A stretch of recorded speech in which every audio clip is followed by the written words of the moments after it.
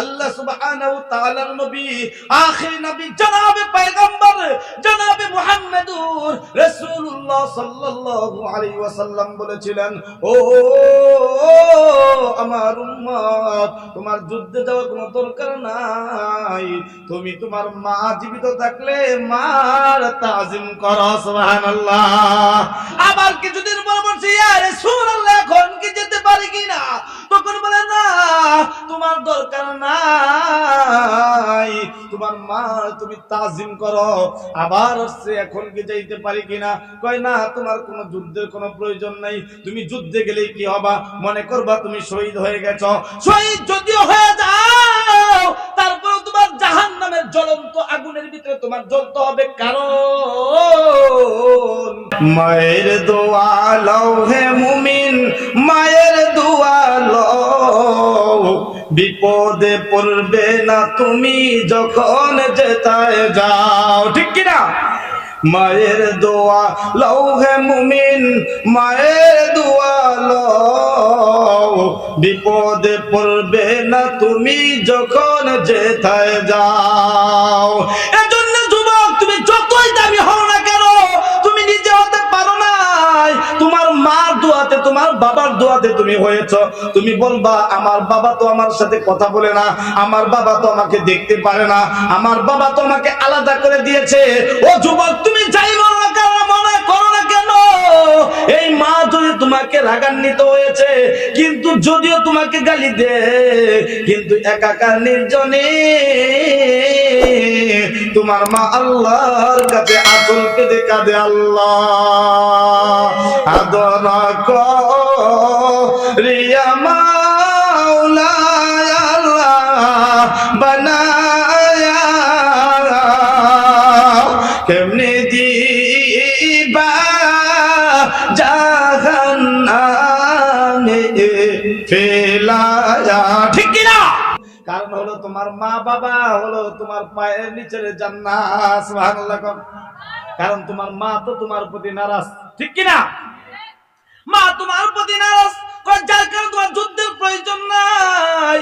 তৃতীয়বার যখন আসার পর চতুর্থবার গিয়েছেন, তখন বলে, তোমার কি বাবা জীবিত আছে কিনা? কয়, জি, আমার বাবা জীবিত। কয়, তাহলে তোমার বাবার তুমি তাজিম করো, তোমার যুদ্ধের কোনো প্রয়োজন নাই। যার কারণে আল্লাহ সুবহানাহু ওয়া তাআলা পবিত্র কুরআনুল কারীমের ভিতরে আয়াতে নাযিল করে বলে দেন, ওয়া কাদা রাব্বুকা আল্লা তা'বুদু ইল্লা ইয়্যাহু ওয়া বিল ওয়ালিদাইনি ইহসানা।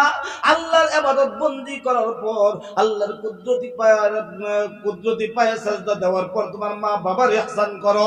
আরেক জায়গায় পবিত্র কুরআনুল কারীমে আল্লাহ তাআলা বলেন, ووصينا الإنسان بوالديه إحسانا حملته أمه كرها। কারণ তোমার মার গুণ তিনটা, কারণ কি জানো? কারণ তোমার মা তোমাকে নিয়ে 3টা বছর কষ্ট করেছে। সুবহানাল্লাহ। কয়, এত কষ্ট করেছে, এত কষ্ট করেছে, তোমার মার কষ্টের কথাটা তোমার বাবার কাছেও বলে নাই লজ্জার কারণে। এক সময় দেখা যায় তোমার মা যখন তোমার পেটের ভিতরে তুমি গেলা, ওই মুহূর্তে মা কানা দানা বন্ধ হয়ে যায়, দেখা যায় শরীরটাও দুর্বল হয়ে যায়, সদা সর্বদা শুধু ঘুম ঘুম ভাব আসে। তখন বলে, তোমার কি হয়েছে? কয়, না, বুঝতে পারি না, আমার জানি কেমন খারাপ লাগে, আমি তো বুঝি না। ধীরে ধীরে কয়েকদিন পরে যখন মাসিকটা বন্ধ হয়ে যায়, তখন বুঝতে পারে আমার পেটের ভিতরে আল্লাহর এক মেহমান দিয়েছেন। বাবার দোয়াতে তুমি হয়েছ। তুমি বলবা, আমার বাবা তো আমার সাথে কথা বলে না, আমার বাবা তো আমাকে দেখতে পারে না, আমার বাবা তো আমাকে আলাদা করে দিয়েছে। ও যুবক, তুমি যাই বলো না কেন, মনে করো না কেন, এই মা যদি তোমাকে রাগান্বিত হয়েছে, কিন্তু যদিও তোমাকে গালি দে, কিন্তু একাকার নির্জনে তোমার মা আল্লাহর কাছে আঁচল কেঁদে কাঁদে, আল্লাহ আদরা করিয়া মাওলা আল্লাহ বানায়া,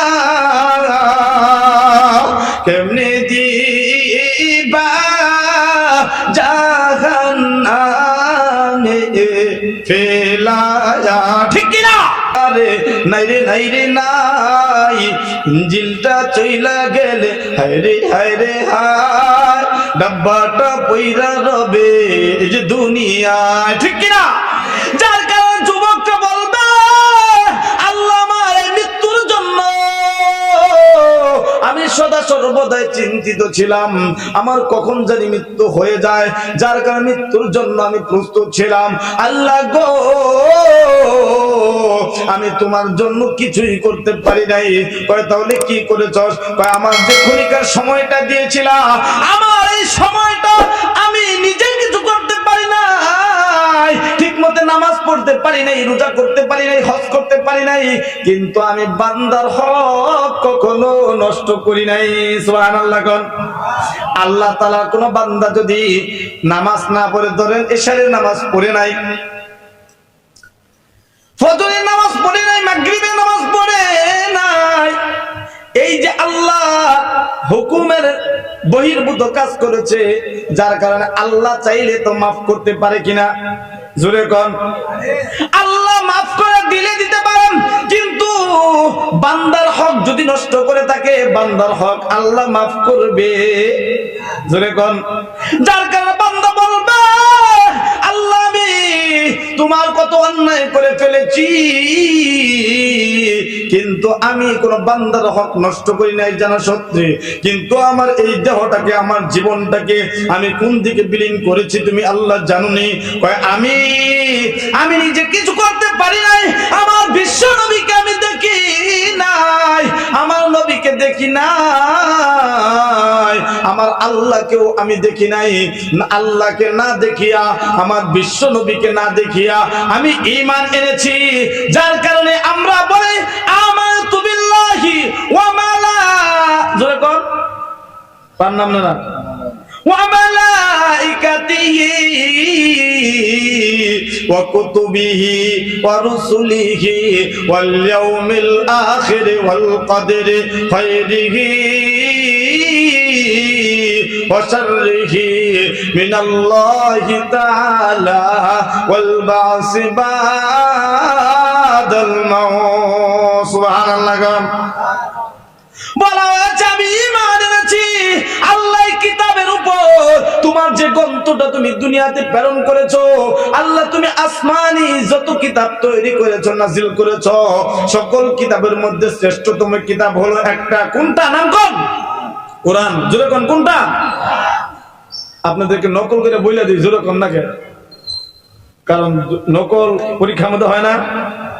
দেখবেন এখন বর্তমান যুগ চলতেছে কি, আগামীকাল পরীক্ষা, দেখবেন রাত্রেবেলায় নেটে চলে গেছে পরীক্ষার প্রশ্ন, ঠিক আছে?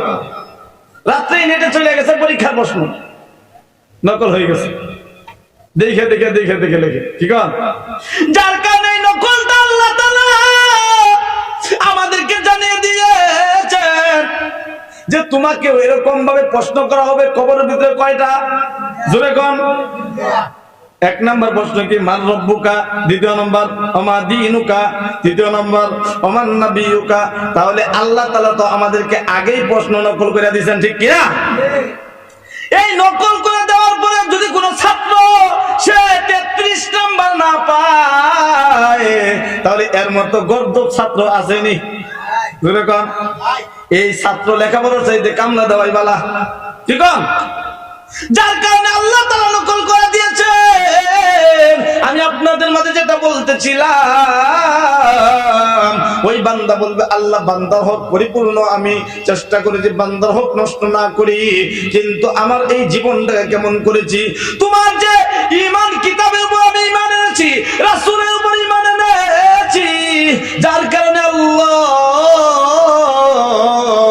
এই কোরআনকে কেউ বেইজ্জতি করবে, কোরআনের উপর কেউ আঘাত আনবে, কোরআনকে নিয়ে কেউ নিরিখা খেলবে, আমার জীবন যদি একবার চলে যায়, আবার যদি আল্লাহ দুনিয়াতে পাঠান, আবার যদি চলে যায়, আবার যদি পাঠান, তারপরেও আল্লাহ তোমার কোরআনকে বেইজ্জতি করতে দেই নাই। সুবহানাল্লাহ।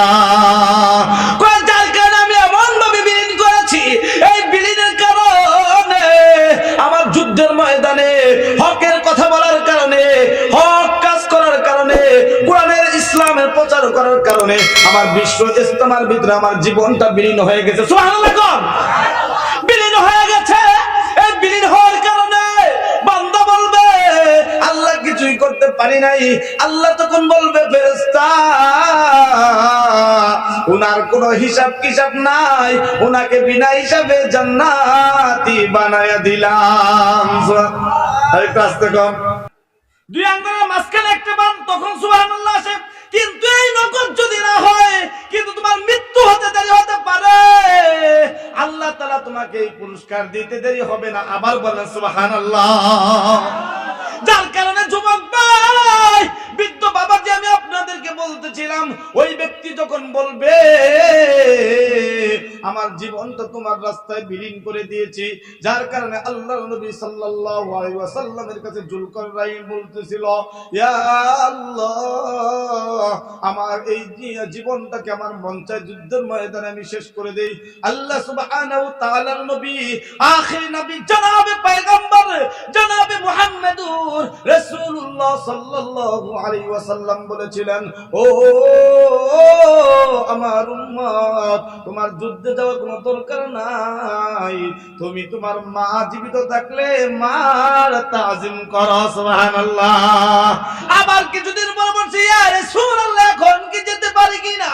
তখন বলে না, তোমার দরকার নাই, তোমার মা তুমি তাজিম করো। আবার হচ্ছে, এখন কি যাইতে পারি কিনা? কয় না, তোমার কোনো যুদ্ধের কোনো প্রয়োজন নাই। তুমি যুদ্ধে গেলেই কি হবা? মনে করবা তুমি শহীদ হয়ে গেছো।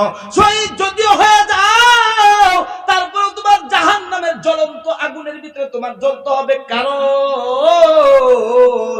কারণ হলো তোমার মা বাবা হলো তোমার পায়ের নিচের জান্নাত। সুবহানাল্লাহ। কারণ তোমার মা তো তোমার প্রতি নারাজ, ঠিক কিনা? মা তোমার প্রতি নারাজ, যার কারণে তোমার যুদ্ধের প্রয়োজন নাই। তৃতীয়বার যখন আসার পর চতুর্থবার গিয়েছেন, তখন বলে তোমার কি বাবা জীবিত আছে কিনা? কয় জি, আমার বাবা জীবিত। কয় তাহলে তোমার বাবার তুমি তাজিম করো, তোমার যুদ্ধের কোনো প্রয়োজন নাই। যার কারণে আল্লাহ সুবহানাহু ওয়া তাআলা পবিত্র কুরআনুল কারীমের ভিতরে আয়াতে নাযিল করে বলে দেন, ওয়া কাদা রাব্বুকা আল্লা তা'বুদু ইল্লা ইয়্যাহু ওয়া বিল ওয়ালিদাইনি ইহসানা। আল্লাহর ইবাদত বন্দি করার পর, আল্লাহর কুদরতি পায়ে সাজদা দেওয়ার পর তোমার মা বাবার ইহসান করো। আরেক জায়গায় পবিত্র কুরআনুল কারীমে আল্লাহ তাআলা বলেন, ووصينا الإنسان بوالديه إحسانا حملته أمه كرها। কারণ তোমার মার গুণ তিনটা, কারণ কি জানো? কারণ তোমার মা তোমাকে নিয়ে 3টা বছর কষ্ট করেছে। সুবহানাল্লাহ। কয় এত কষ্ট করেছে, এত কষ্ট করেছে, তোমার মার কষ্টের কথা তো তোমার বাবার কাছেও বলে নাই লজ্জার কারণে। এক সময় দেখা যায় তোমার মা যখন তোমার পেটের ভিতরে তুমি গেলা, ওই মুহূর্তে মা কানা দানা বন্ধ হয়ে যায়, দেখা যায় শরীরটাও দুর্বল হয়ে যায়, সদা সর্বদা শুধু ঘুম ঘুম ভাব আসে। তখন বলে তোমার কি হয়েছে? কয় না, বুঝতে পারি না, আমার জানি কেমন খারাপ লাগে, আমি তো বুঝি না। ধীরে ধীরে কয়েকদিন পরে যখন মাসিকটা বন্ধ হয়ে যায়, তখন বুঝতে পারে আমার পেটের ভিতরে আল্লাহর এক মেহমান দিয়েছেন। যার কারণে যুবক বলতেছিলাম, মার পেটের ভিতরে তুমি যখন যাও, ওই মুহূর্তে মার শরীরটা দুর্বল হয়ে যায়। যখন মাসিকটা বন্ধ হয়ে যায়, তখন বুঝতে পারে আমার পেটের ভিতরে আল্লাহর মেহমান এসেছে। এই মেহমান এসেছে। ধীরে ধীরে ধীরে ধীরে যখন বড় হয়, ওই মুহূর্তে দেখা যায় মা শরীরটা ধীরে ধীরে শুকায়া যায়। যে না সেই বলে, ও বোন, ও ভাবি, ও আমার চাচি, আপনার শরীরটা কেন এত শুকায়া যাচ্ছে? মার খানা বেশি ভালো লাগে না, ঘুমটাও ঠিক মতো হয় না। এরকম ধীরে ধীরে যখন তুমি মার পেটের ভিতরে বড় হচ্ছ, যখন তোমার মার পেটের ভিতরে এক সময় তুমি হাত দ্বারা এরকম লাড়া মেরেছ, এক সময় পা দ্বারা তুমি লাথি মেরেছ, এই ব্যথার কারণে তোমার মা ধরো হঠাৎ করে খানা খাইতে বসছে, খানা খাওয়ার সময় যখন ব্যথা উঠে পড়েছে, ওই মুহূর্তে মা খানাটাকে ওইভাবে রাইখা বিছানায় এসে শুয়ে পড়েছে। আবার কিছুক্ষণ পরে আসছে, এমন ভাবে তোমার খানাটা গেল। রাত্রে যখন ঘুমাইছে, ঘুমানোর অবস্থায় দেখা যায় রাত 2টা-3টার সময় তোমার বাবা উঠে পড়েছে। ওইটা দেখে তোমার মা তার রমণী এরকম বসে আছে চিৎ করে, কি হয়েছে বিবি তোমার, কি হয়েছে? কয় না না কিছু হয় না, কারণ পেটের ভিতরে যখন একটা লাথি মেরেছ, ওই ব্যথার কারণে মার ঘুমটা ভেঙে গেছে। ঠিক কিনা? যেই ঘুমের কারণে মা এই কথাটা যদি স্বামীর কাছে বলে লজ্জা লাগে, যার কারণে বলে না, সেই রকম ব্যথায় তার জীবনটাকে কাটায়। ধীরে ধীরে ধীরে ধীরে যখন এরকম প্রসব অবস্থা হয়ে যায়, সময় চলে আসে, ওই মুহূর্তে মা ব্যথায় কিছুই করতে পারে না। দেখা যায় হসপিটালের ভিতরে নিয়ে গেলাম, যখন এই সন্তানটা ধরেন সিজারি করেছি, সিজার করার পরে দেখি আমার সন্তানটার একটা হাত নাই, আছে না নাই? এমন মানুষ আছে না নাই?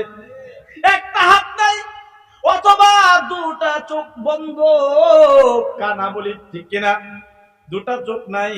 এমন যখন দেখলাম, আমাদের সকল পুরুষ ভাইদের মনটা খারাপ হয় কি হয় না? আল্লাহ আমার মধ্যে কানাই দিল, হয় কি কয় না? পুরুষের মনটা খারাপ হয়ে গেছে, পরিবার সকলের মনটা খারাপ হয়ে গেছে। মা জননী, মা জননী যখন দেখেছে আমার সন্তানের চোখ 2টা নাই, এই চোখের দিকে মার নজর নাই, ব্যথার দিকে নজর নাই, তখন মার নজর হইল আমার এই আদরের সোনামণির দিকে। ঠিক কিনা? যদিও কান না থাক, যদিও নাক না থাক, যদিও চোখ না থাকে, মার কাছে এই সোনামণির মতো আর ভালো কোনো মানুষ নাই। ঠিক কিনা? যার কারণে অনেক সন্তান আছে পাগল, দেখা যায় একে অপরে পাগলকে ডেলায়, কিন্তু মা কখনো পাগলকে ডেল দেয় না। ঠিক? অনেক মানুষে পাগলকে আঘাত করে, অনেক মানুষে পাগলকে পাগল বলে ডাকতে, পাগলে দিগায়। এই কথাটা মা যখন শুনে, মার মনে হয় আমার কলিজাটা ছিঁড়ে গেল, আমার সন্তানকে পাগল বলে কেন ডাক দেয়? কিন্তু আসলে তো পাগল, যদিও পাগল হয় মার কাছে পাগল না। ঠিক কিনা? যার কারণে বাবা, ও যুবক, আমার কথাই বলি, আপনাদের কথাই বলি, আমাদের সভাপতির কথাই বলি, উনার আম্মাজান যদি জীবিত থেকে থাকেন, এই আম্মাজান যখন মাহফিল থেকে বাড়িতে যায়, যাওয়ার পরে দেখবেন যে ডাক টোকা দেওয়ার সঙ্গে সঙ্গে বিবি বিছানার ভিতরে ঘুমন্ত অবস্থায়, সন্তানগুলো ঘুমন্ত অবস্থায়। ঠিক ওই মাওলানা তুজাম্মেল সাহেবের মা বলবে, কে তুজাম্মেল আসনি? ঠিক কিনা? সকলের চোখে ঘুম আছে, মার চোখে ঘুম নাই। কি বলেন? তুজাম্মেল আসনি? হ্যাঁ আমি আসছি। কয় তোমার বিবিকে ডাক দিতে হবে না, নাজমা মাকে ডাক দিতে হবে না, আমি ডাক দিতেছি। সঙ্গে সঙ্গে গেটটা খুলে দেয়। এই মা যখন মাহফিলের দিকে আসেন, যখন তো মাওলানা তুজাম্মেল সাহেব হুজুর যখন বলে, মা আমি তো আজকে পীরপুর মাহফিলে যাচ্ছি, একটু দোয়া চাই। কয় বাবা তুমি তো বুঝো না, একেবারে গাধা পোলা, তুমি তো একেবারে দুর্বল, একটু চিন্তা ভাবনা করে যাও, কোনো জায়গায় বেগাতে পড়ো না, কোনো বিপদের ভিতরে পড়ো না। এমন ভাবে মা এমন ভাবে কথা বলে, মনে হয় আমার ছেলের মতো দুর্বল, আমার ছেলের মতো গাধা, আমার ছেলের মতো বোকা কোনো সন্তান জমিনে নাই। ঠিক কিনা? সন্তানের যদি এরকম দাড়ি পেকে যায়, মাথার চুল পেকে যায়, মা তার সন্তানের যদি 4টা 5টা 7টা 8টা সন্তানের নাতিওয়ালা পুতিওয়ালা হয়ে যায়, তারপরে মার কাছে সন্তান কখনো বড় হয় না। ঠিক কিনা? ও মা, ও যুবক, তুমি কি একটু চিন্তা করো না? এই দেখা যায় একটা পিপিলিকার কথা বললাম, এই পিপিলিকা যখন এরকম ভাবে দুনিয়াতে ভূমিষ্ঠ হওয়ার পরে টিক টিক টিক টিক করে তার নিজের বাসস্থান সে চিনে, নিজের মাকে সে চিনে, নিজের বাবাকে সে চিনে। ঠিক কিনা?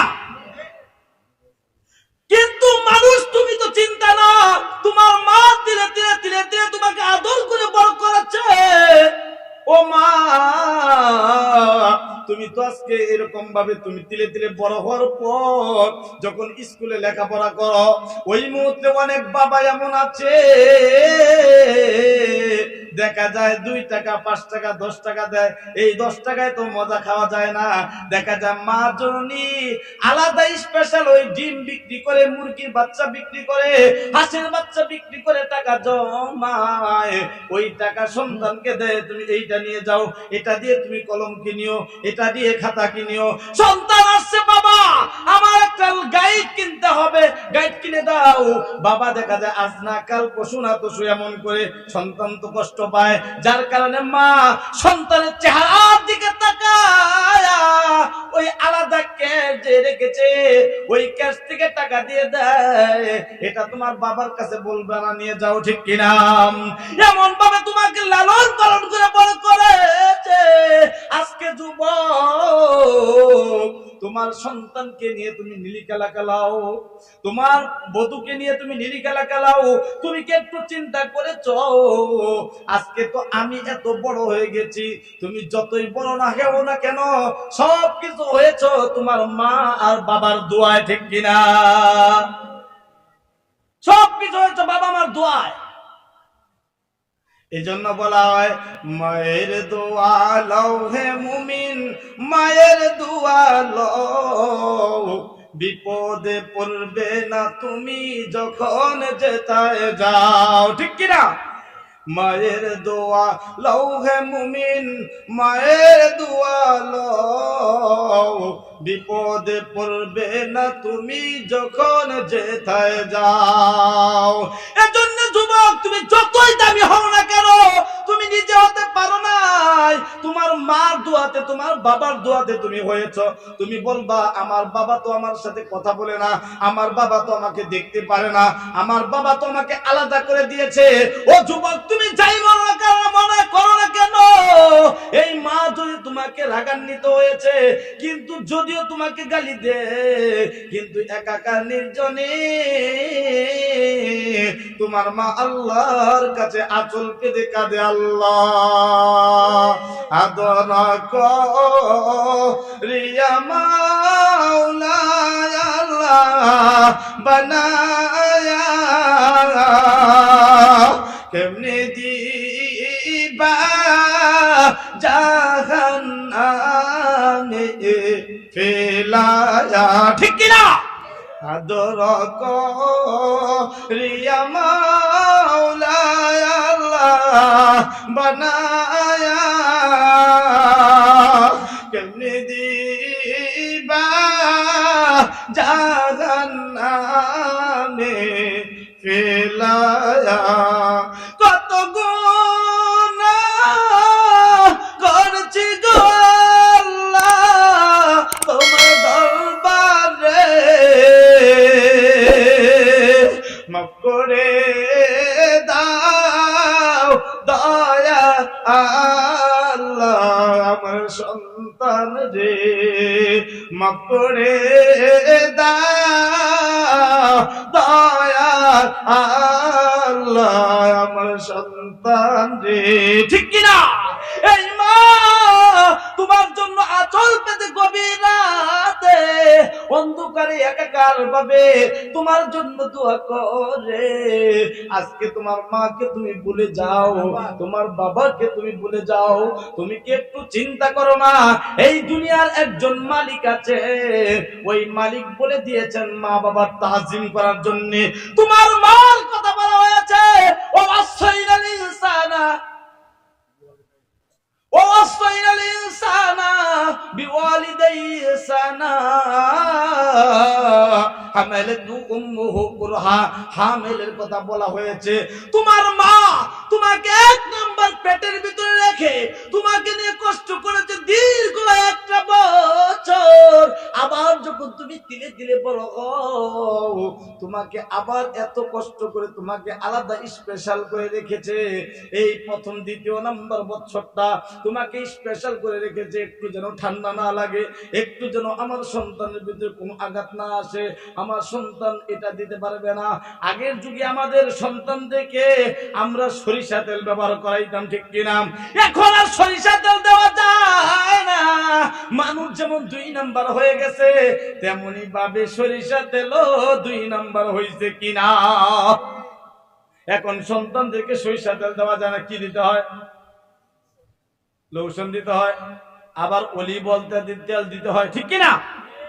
এখন আর সরিষা তেল দেওয়া যায় না, কারণ সরিষা তেল দিলে শরীরের ভিতরে দাগ পড়ে যায়, দেখা যায় চুলকানি শুরু হয়ে যায় অনেক সন্তানের, যার কারণে ডাক্তারের কাছে দেখবেন চর্মরোগের রোগীর অভাব নাই, ঠিক চর্মরোগী বেশি। যার কারণে বলা হয় এই তোমার সরিষা তেল দেওয়া যাবে না। ও মা, তোমার দেখা যায় তোমার বাবা 500 টাকা ময়না কাজ করে, একদিন করে 3 দিন কাজ করতে পারে না, আছে না নাই? কিন্তু কাজ করুক আর না করুক, তোমার বাবার ঘরের ভিতরে তরকারি পাকানোর জন্য, ভর্তা করার জন্য, বাজি করার জন্য তেল থাক আর না থাক, কিন্তু তোমার স্পেশাল ভাবে বলিব তেল ঠিকই আনতে হয়, ঠিক কিনা? আবার খানার জন্য আগে আমাদের আম্মা জান আব্বা জান তারা দেখা যায় বালি খাওয়াইতো, কি কম? খারাপ লাগতেছে? বালি খাওয়াইতো। এখন আর বালি শোনা এগুলো নাই, এখন খাওয়াইতে হয় তার জন্য আলাদা লেকটোজেন, কি কম? আলাদা ভাবে তাদের জন্য খাওয়াইতে হয়, কারণ ওইটা খাওয়ানোর মাধ্যমে উপকার পাওয়া যায় না।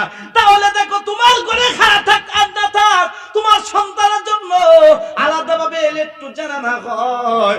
একটু তুমি কি এমন ভাবে তোমাকে বড় করেছে, তুমি কি একটু চিন্তা করেছো আমার এই জীবনটা নিয়ে যে আমি এত বিলীন করে জীবন কাটাচ্ছি, আমার ঘরের ভিতরে আলাদা ভাবে আমি ভালো মন্দ খানা খাইতেছি, আর সামনে দেখা যায় রমজানুল মুবারক আনন্দ ফুর্তি করতেছি, ঈদুল আজহা ঈদুল ফিতর আনন্দ করতেছি। আজকে একটা মাহফিল জান্নাতের বাগান, অনেক দোকানদার আসছে, দেখা যায় আমার সন্তানকে 10 টাকা দিলে নিতে চায় না, 20 টাকা দিলে নিতে চায় না, কমপক্ষে আব্বা 50 টাকা 100 টাকা দাও, 20 টাকা দিলে কয় আমি কি ফকির নি, 20 টাকা দাও আমারে, কয় কি কয় না 100 টাকা দাও। ও যুবক, তুমি কি একটু চিন্তা করছো তোমার সন্তানকে যে 50 টাকা দিলা, এমন ভাবে তোমার মা তোমার বাবাও তো তোমাকে এরকম 50 টাকাই দিত, ঠিক কিনা? আজকে তোমার সন্তানকে তুমি 50 টাকা দিয়ে তুমি সন্তানকে খুশি করলা, তোমার মা তোমার বাবা বিদ্যা যার কারণে দেখা যায় সপ্তাহের পর সপ্তাহ যায়, দোকানে যাইয়া এক সাইডে বইসা থাকে, বিদ্যা থাকার কারণে তাদের কোনো মূল্য নাই। আগে মাতাব্বরি করতো বিদ্যারা, এখন আর মাতাব্বরি বিদ্যা নাই। সে সুদখোর হোক আর ঘুষখোর হোক, জিনাখোর হোক আর চোর হোক, টাকা আইছে সে মাতাব্বরিওয়ালা হইছে, ঠিক কি না? আজকে ওই আমার বাবা দোকানের এক সাইডে যাইয়া এমন ভাবে মুচুর দিয়ে বসে থাকে, কেউ একটা চা খাইতেও কয় না। আমি যদি যাই হুজুর হুজুর চা খান চা খান, কিন্তু আমাকে যে চা খাইতে বলো, তুমি কি একটু চিন্তা করছ এই চাটা যদি তোমার বাবাকে খাওয়াও, তোমার বাবা খুশি হয়ে আল্লাহর জন্য দোয়া করবে, আল্লাহ আমার সন্তান চা খাওয়াইছে, তুমি কাল কিয়ামতের দিন আমার নবীর হাতে হাউজে কাউসারের পানি খাওয়ায়। যুবক, তোমার বাবা এমন ভাবে যে আলাদা বসে থাকে, তোমার বাবাকে তো একটা চা খাওয়ানোর তোমার যোগ্যতা 5 টাকা দিতে পারো না। তোমার মা দেখা যায় ঘরের ভিতরে বসে থাকে, একটু পান আর সুপারি মহিলারা বেশি খায়, একটু পান আর সুপারিও তুমি দিতে পারো না। ওই দিন আমি গেলাম ঢাকাতে, দেখি একটা যুবক বিদ্যা তার বাবা এরকম ভিক্ষা করতেছে। আমি বললাম আপনার সন্তান তো ইঞ্জিনিয়ার, তাহলে আপনার ভিক্ষা করেন কেন? কারণ হুজুর আমার সন্তানটা এতদিন পর্যন্ত দিয়েছে, একদিন আমার পুত্রবধূর সাথে আমার বিবির একটু কথাবার্তা হয়েছিল, যার কারণে আমাকে কিছু দেয় না, আমাদের সাথে কথা কয় না, আছে না নাই? কয় তাহলে ভিক্ষা করেন কেন? কয় আমার যা সয় সম্পত্তি ছিল আমি সবগুলো একটা ভুল করে ফেলেছি। বাদাম মালুকে তো 7 কুদাল খাইছিল, আমি 7 কুদাল খাই নাই, আমি মনে হয় 14 কুদাল খাইছিলাম। কি গু দুরকম কি খারাপ লাগতেছে? বাদাম না খাইছে 7 কুদাল, আমি 7 কুদাল খাই নাই, আমি মনে হয় 14 কুদাল খাইছিলাম। যার কারণে আমি কি করছি জানেননি হুজুর? এই কথা তো কষ্টের কথা, কাউকে বলা যায় না হুজুর, আপনাকে বলি, আমার সন্তানকে বলে হুজুর বলবেন না, অনুরোধ। তাহলে কি করছেন? ভাই আমার যা জমি ছিল সবগুলো সন্তানের নামে লিখে দিয়েছি। লিখে দেওয়ার কারণে এখন আমার কোনো ক্ষমতা আর পাওয়ার নাই, যার কারণে ভিক্ষা করি। এই ভিক্ষার টাকা দিয়ে চাউল কিনে আমার সংসার চালায়, ঠিক কিনা? ও যুবক, তোমার পিছনে তোমার বাবা প্রত্যেক দিন কমপক্ষে 10 টাকা ব্যয় করে, কি করে না? যাদের সন্তানরা স্কুলে পড়ে, ভার্সিটিতে পড়ে, বলেন তো 10 টাকা নিচে কি সন্তানকে দিতে পারে? যদি কম, তাহলে 10 টাকা করে প্রতিদিন তুমি ওকে দিতেছে, তাহলে তোমাকে 10 বছর লেখাপড়া করাইছে, ধরো 1 বছর লেখাপড়া করাইছে, তুমি 1 বছর হিসাব করো 1 বছরে কতগুলো টাকা হয়। আর তোমার মাকে তুমি কি সপ্তাহে একদিন তুমি 1 বিড়া পান আইনে দিতে পারো না, একটু সুপারি আর যোদ্ধা এনে দিতে পারো না? তাহলে তুমি কেমন যুবক? তুমি আদর্শ সন্তান হিসেবে তুমি দাবি করো, একটু কি তুমি চিন্তা করেছো? আমি বাবা মাকে খেদমত করি, বাবা মার ইহসান করি, কেমন ইহসান করো? এটা নামে ইহসান, কামে ইহসান না, ঠিক কি না? এজন্য আসুন আমরা যুবক ভাইরা, বিদ্যা বাবাজি, আমরা অন্যায় করে ফেলেছি, ভুল করে ফেলেছি, এখনো যদি আমরা সময় আছে আমরা যদি তওবা করতে পারি, তাহলে আল্লাহ আমাদের সকল জিন্দেগীর গুনাহ মাফ করে দিবে, ঠিক কি না?